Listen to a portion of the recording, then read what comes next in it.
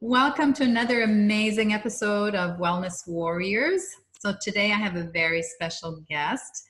She was actually a client of ours many years ago. I have Brenda Walding here. She's a holistic wellness and transformational coach, and she specializes in empowering women to overcome chronic illness, to reconnect to their authentic self, and to live a life that they truly love.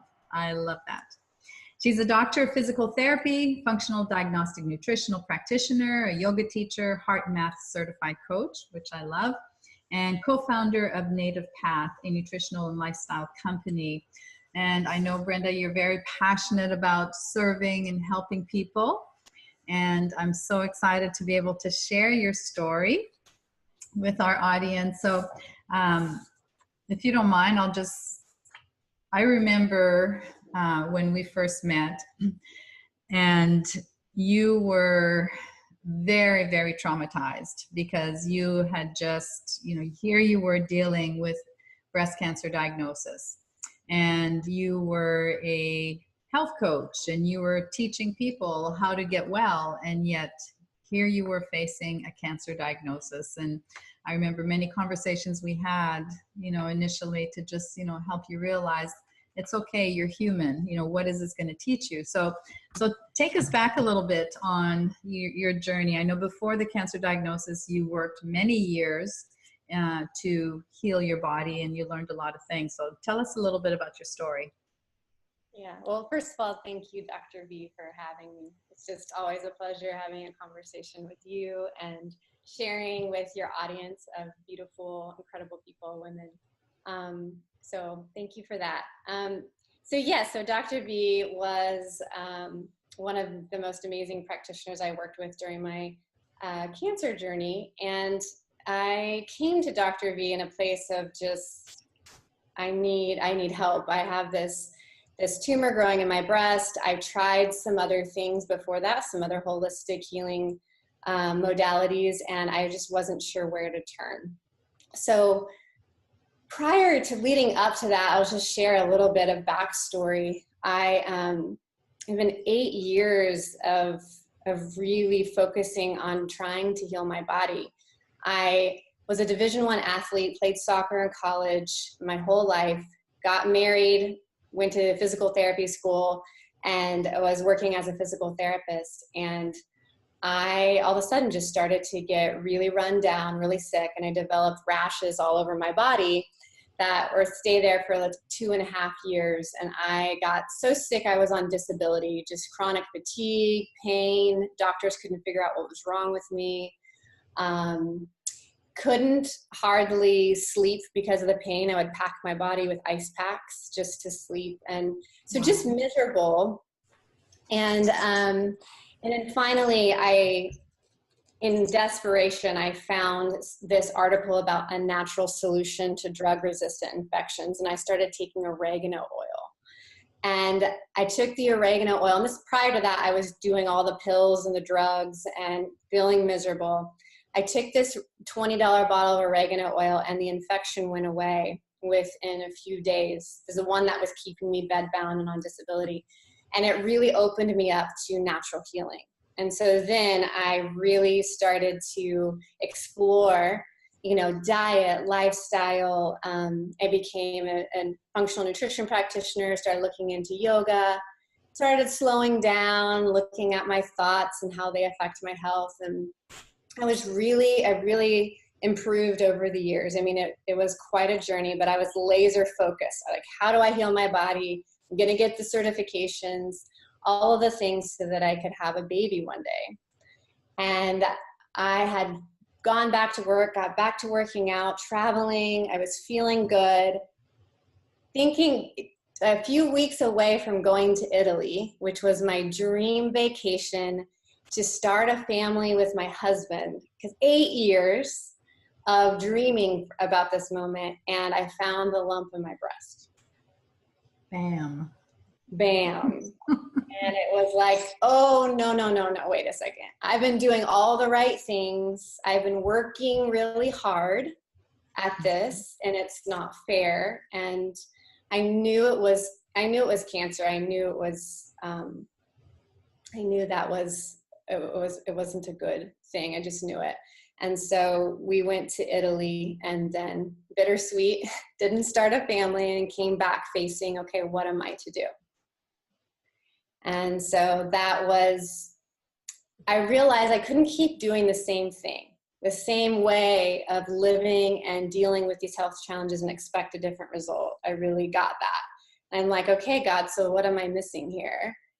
And instead of going out and researching, instead of going out and contacting all the practitioners I knew, like, what do I do? And I knew deep within, traditional chemo and radiation wasn't the path for me.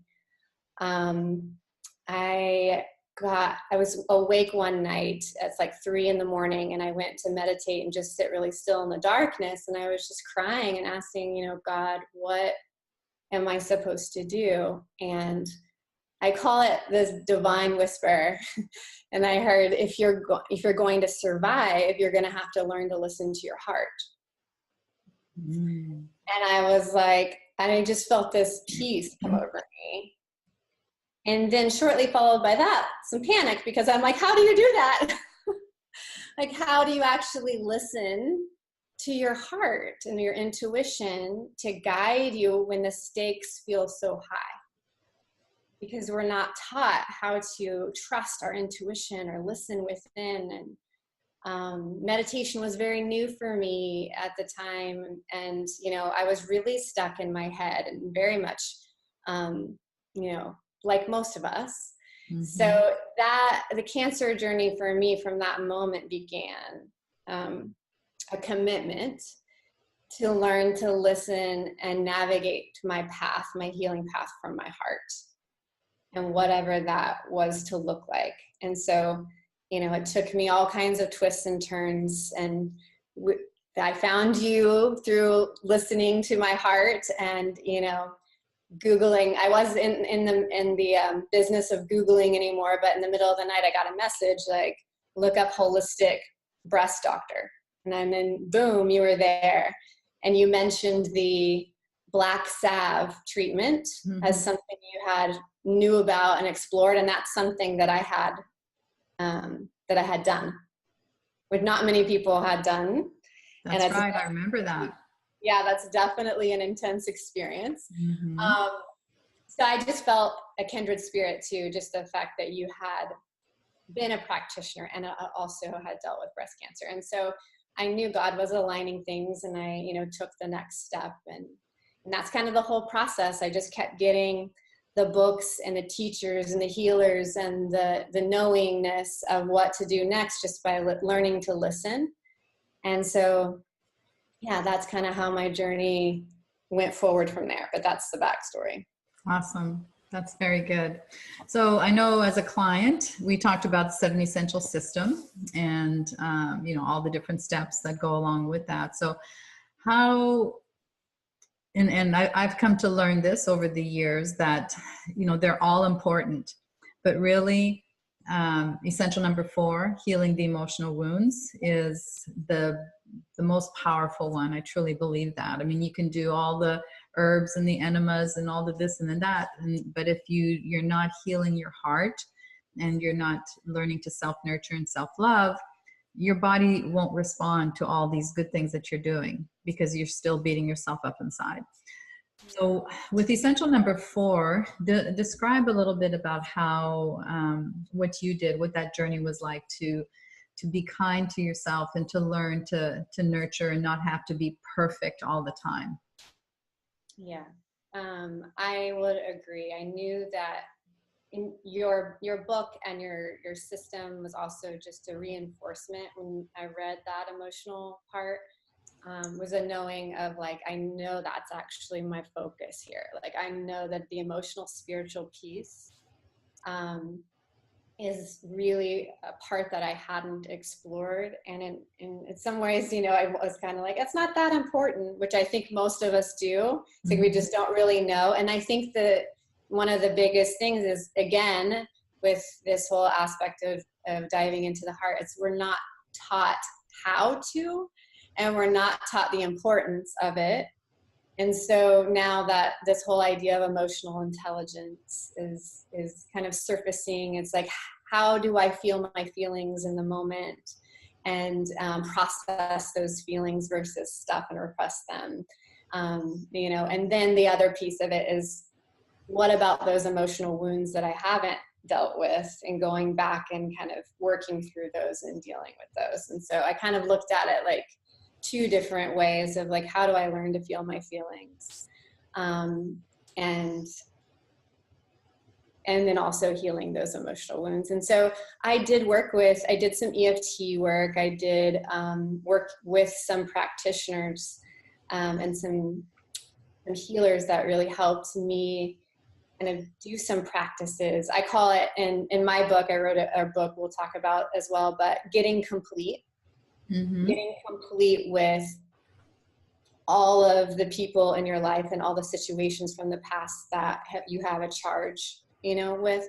And so I did a lot of work with forgiveness and forgiveness rituals, letting go, you know, people in my life. Sometimes it was even doing a little ceremony where I wrote a letter and burned it and said a prayer for 7 days and, you know, released those things. So forgiveness is, you know, I call it a superpower because it really helps us to release any sort of bitterness or resentment, which helps to free our heart from being able to receive love and healing. So forgiveness was a big thing. And, you know, I worked with some practitioners that helped me go back to looking at some of those emotional wounds and getting clear. And the thing is, I had to experience some of the pain again and to feel it and to go into it. And I think that's a lot of what people want to shy away from and don't really want to feel it. But the only way to clear it is to move through that. And, you know, so I was able to do lots of that types of work, and I got help with that. Excellent. So where do you see yourself now? So you, it's been, you know, 8 years of healing plus the cancer journey. Where are you now after you've done all this work? You mean in terms of my heart, how I feel? So what I learned, and I'd like to, can I share a little story? Sure. Because I think this will help explain where I feel that I am. I feel that I'm well in my soul. I may not have perfect, you know, maybe some days I have pain, or maybe some days I have things or a flare up or something like that. But there's this sense of returning to this place of wholeness and much more well in my spirit. Mm-hmm. And I had a teacher that I came across my path just because, again, like following my heart, of my prayer was, God, really show me anything that is blocking me from knowing who I really am and knowing my wholeness, you know, and I really believe that healing isn't so much about gaining something outside of ourselves, but it's to letting go of all that isn't truly us. And so the prayer was to show me those things. And if I'm to do anything, that I would know, you know. And so I would have the different people cross my path and the different experiences. And there was this man who had a cancer healing center in the jungle, in the Amazon jungle. And one of my herbalists here that I was working with, he was in Peru, and he said, you have to meet this man. You know, he had this cancer center in the jungle, and he was working with different types of Amazonian plants and doing emotional and spiritual healing work. And I was like, I don't know. And I said, well, I would like to talk to this man. And so we arranged this meeting, and he was in Mexico at the time. Oops, you froze up. You're these Amazonian plants and the stuff that you do, will it heal me? And he said, he was really quiet. And he said, I'm going to tell you a story. And he said, there's 2 women that came to me that had cancer. He said, one woman came, she had several tumors in her breast. And, you know, she did the program here, and she did the deep emotional healing and spiritual work that we do with these plants. And she experienced a significant release and so much more joy and peace and happiness.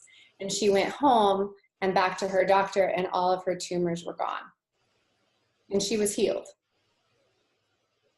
And then he said, then there was a second woman that came down with some sort of stage 4 cancer. And she was very angry and very bitter and alone. She is estranged from her husband and family, and just was a really, not a pleasant person to be around.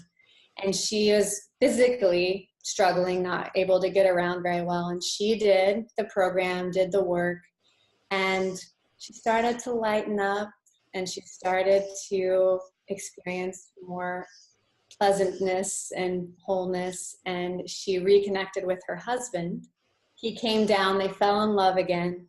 She reconnected with her family, and then they all came, and she ended up passing away in the presence of her loved ones, feeling a state of peace in the process. And he said, she was healed. Yeah. And I just sat there, and I had tears coming down my eyes, because I was like, it just resonated in my heart. And I was like, oh, yeah. Mm-hmm. And it just hit me, I'm like tearing up right now. It's like, we're chasing, what does it really mean to be healed? Mm-hmm. And you look up healing, or it really means wholeness. So this return to this state of wholeness, and we're all going to die. Our physical body will one day be no more, whether it's 40, whether it's 100. And I had to really go through this process of if I live to 90, but I'm miserable and I'm trying so hard to fix myself, and I'm trying not to die. Trying not to die. And then, or I die at 40, having lived full out on the core of my life, fully alive, giving my gifts to the world, loving the people in my life, having beautiful, community. Which one would I rather pick? And it just and it was it's not so much that I'm afraid to die. I'm afraid to die haven't fully lived. Yes. Yeah. And there was a grieving, because I have not been living. I have been trying so hard to fix myself and to be perfect. Yes. And so then it was there was a grief, but then a compassion for myself. And then it was what's the antidote? To live fully now. Mm-hmm. And what does that look like? And how do I love myself where I'm at? And how do I serve others? And how do I experience the joy and the connection and the peace that we all crave? And how do I help others do that? And that's part of my, my work here in the world, is to share that. That's so awesome. I'm so glad that you told that story and you mentioned that, because I was listening to an interview, I think it was on an EFT summit, and Chris Carr, crazy sexy cancer.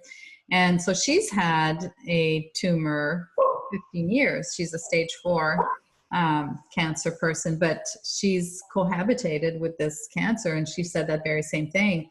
She spent so many years trying not to die that she forgot to live. And so that's her whole focus, is to really, live life full out, and to, not focus on the cancer, but just really, focusing on creating that vibrant health and feeling happy, healthy, and whole. So that's a great, great approach. Yeah. So you've written a book that you said is very, very cathartic and very therapeutic for you. So tell us a little bit about your book. Yeah, so the book is Sick of Being Sick, The Woman's Holistic Guide to Conquering Chronic Illness.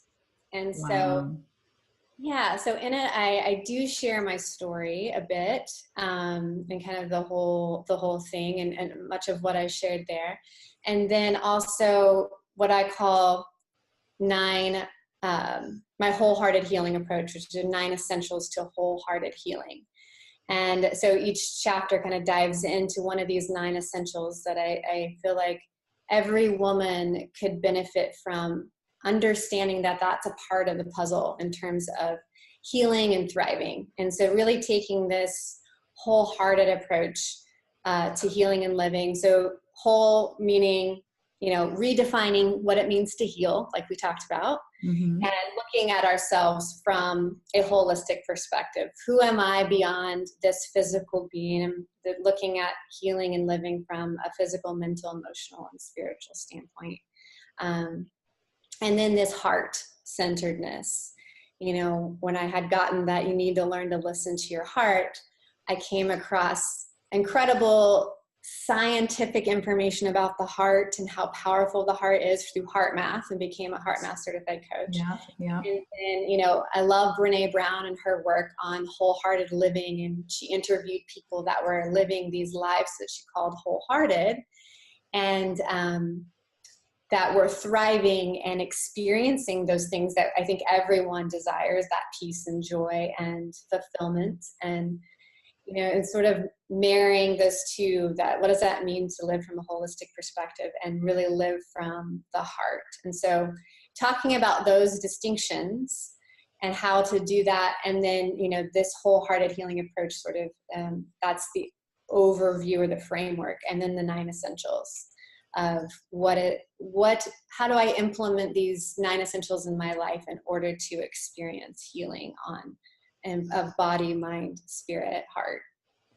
Excellent. So what are your 9 essentials? Yeah. So number 1 is taking responsibility. So taking responsibility for your health, which I think is a huge one. And also in the sense of how will you choose to respond to this disease? Will it be this horrible struggle and something I'm going to fight against, or could this be a catalyst or a divine opportunity for me to create a different life experience and reconnect with my heart and my true nature? The second one is creating a vision and harnessing that power to heal. So something that was really powerful for me in many layers throughout my journey was now I understand the science of it in terms of quantum physics, but creating a vision of what do I want to create in my life? How do I want to be? How do I want to feel? What is, having that something to look forward to and co-create with the divine. That's a really powerful part of my healing journey. Number 3 is looking at thoughts and beliefs. So thoughts and beliefs, I felt like, obviously there's lots of information around, we think about what we bring about. So really aligning our thoughts with what we choose to experience, and our beliefs as well, looking at those underlying beliefs. I think these core beliefs about who I am, who God is, the nature of disease, the nature of healing, really looking at what I believe around those topics, because, we can really, aligning our beliefs with our vision, again, is really important. The next one's feel your feelings, which we talked about how important that is. And then live to thrive. So looking at lifestyle factors, things like sleep and play and movement. And then eat, drink, detox. So looking at nutrition, water, detoxification. And then relationships and connection. So important. That has been one of my biggest gifts with the cancer journey, is what does that mean to connect authentically with others and with myself? And the research behind that, I think as women and as a society, we're so disconnected and isolated. And there's one researcher that looks at connection on the same level as, starvation and dehydration, is that we are isolated and lonely. We are. Yeah, and then social media has really just created that monster. Yeah, and I really just the gift of sisterhood has really come into my experience, and sitting in sacred circles with women and sharing, connecting, and crying, and really. So I've started women's circles here, and that is so healing on so many levels. Yeah. You don't realize that you crave it until you've experienced it and go, why haven't we been doing this. It's something that's so ancient, and we've been communing together as sisters, as women for so long that, you know, now it's time to come back together to heal and to see each other and to be heard. And anyways, I could go on forever on that. So that's relationships and connection, and then self-love, loving yourself, and then finally trust and surrender. Well, I can tell you, Brenda, from the first time that I met you to hearing you talk and watching you, I can tell you that there's been a complete transformation. Because when we first met, you were nose to the grindstone. Okay, what do I need to do? You know, let's get the checklist. And, you know, you were just like, let's do this thing. And now there's just like so much peace and acceptance and calmness. So you've really, really, I really applaud you for your transformation and everything that you've learned. I mean, it's so apparent to me. So I'm so happy for you, and you're on the right path. Absolutely. So congratulations. All that you have taught me. Oh, wow. Through your work. And I also remember our first meeting, and just, you embodied that, you know, that peace and that love, and it's contagious. And when you were working, I just wanted to be in your presence, because I could feel that turmoil, and it was like, oh, she's so calm and she's so centered. And so good. I'm glad you felt that way. So yes. Yeah. So yeah, I'd love to also share that I'd love to offer a free copy of my book for all of those that are listening. That's incredible. Thank you so much. So how do they get a free copy of your book? Yes, so you can go to www.sickofbeingsickbook.com, and then it'll prompt you to click the button, and you can enter in your email address and then download the book from there. Okay, so sickofbeingsickbook.com, and we'll have that on our podcast, and they'll be able to click on that directly. And if people want to get a hold of you to find out about any programs that you may have, or how they can get support from you, where would they go? Yeah, the best thing to do is to email me at risetoradiance@gmail.com. Okay, risetoradiance@gmail.com. That's awesome. Yeah. Well, congratulations on all your work, and thank you so much for sharing your journey with us. And you've come a long way, babe, as they say. I think we both have. Yeah, we both have. So thank you, and I'm looking forward to sharing this with our audience and our tribe. So thanks for all you do, Brenda. All right, thanks, Dr. B.